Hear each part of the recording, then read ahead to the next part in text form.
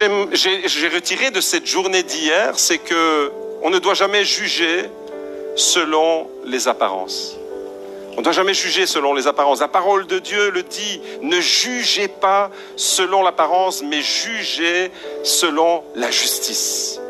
Et très souvent, on a des clichés comme ça, des personnes, et on a malheureusement une tendance naturelle à poser un jugement ou à mettre dans une catégorie de personnes, certaines personnes parce qu'elles ont une apparence. Et on tombe dans le piège. La Bible nous dit de ne pas juger selon les apparences. Dans le monde des motards, j'ai trouvé une grande solidarité.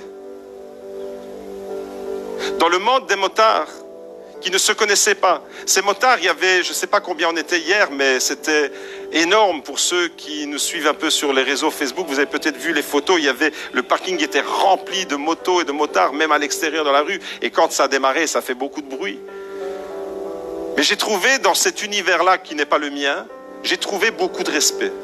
Et ça, c'est une leçon que j'aimerais. Parce que, en réalité, ce que j'ai vu hier chez les motards, on devrait le retrouver dans l'église.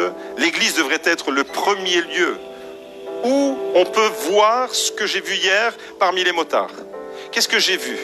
J'ai vu un monde de solidarité. Vous savez, chez les motards, il y a des codes de communication. Quand vous partez en balade et qu'il y a plusieurs dizaines de motos qui se suivent comme ça, eh bien, il y a une solidarité, il y a une protection les uns vis-à-vis des autres. Je ne connaissais pas, moi. Et je communiquais avec celui derrière qui j'étais, René, qui conduisait sa grosse moto. Moi, j'étais confortablement assis derrière. Et je lui disais, mais pourquoi ils lèvent tous la main gauche comme ça? Pourquoi ils lèvent tous le pied droit comme ça? Et lui, il m'instruisait, il me disait, mais c'est pour signaler aux gens, derrière, aux autres motos, derrière, qu'il y a un danger ou un obstacle à gauche, on lève la main gauche. Le pied droit, forcément, on ne sait pas lâcher l'accélérateur, donc on lève le pied droit. Et quand il y a un dos d'âne, on lève les deux pieds. Donc c'est quelque chose du genre comme ça. C'est extraordinaire. Vous voyez, j'ai pu vivre cette journée et j'ai retiré des leçons. J'ai découvert qu'il y a une communication et il y a le souci des autres, de protéger les autres, le souci de prendre soin du plus vulnérable. Il y avait toute une organisation lors de cette balade. Il y a, comment on les appelle ces gilets jaunes qui vont et qui viennent? Les randonneurs. Vous savez ce qu'ils font, les randonneurs? Ils partent en avant et ils sécurisent. Ça veut dire que pendant 100 km, on a roulé en toute sécurité. Les randonneurs partaient devant, ils sécurisaient le groupe.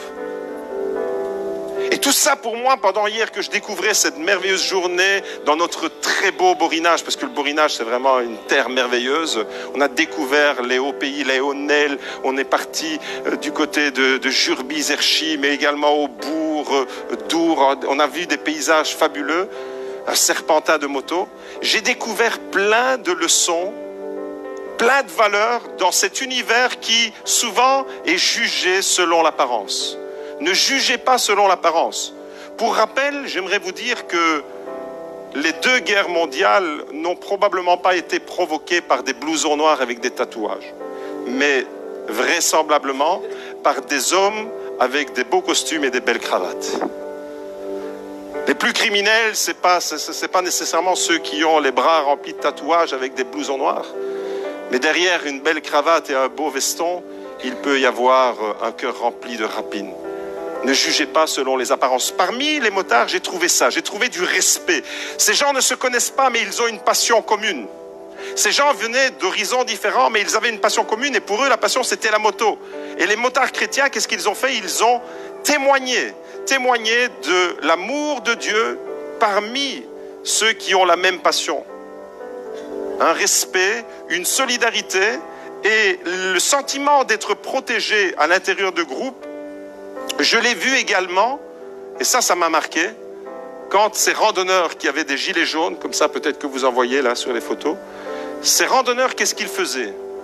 Ils partaient au devant, et dès qu'ils voyaient un cycliste, forcément, qui ne va pas à la même vitesse que la moto, il y a un randonneur qui se met derrière le cycliste, et qui le protège en réalité. Jusqu'au moment où tout le groupe des motos est passé, et ensuite le randonneur, il passe devant.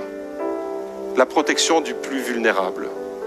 bien, j'aimerais vous dire que ces quelques principes-là que je viens d'énumérer et que j'ai vus hier et que j'ai vécu hier, en réalité, c'est dans l'Église qu'on doit vivre ça.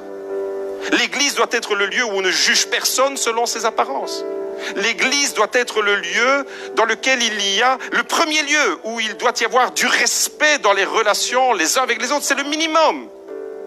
Jésus met la barre encore plus haut. Jésus met la barre dans ce verset extraordinaire dans lequel il nous dit « Aimez-vous les uns les autres parce que celui qui n'aime pas n'est pas de Dieu. » Mais l'amour, c'est encore au-delà. Mais le respect, c'est le minimum requis.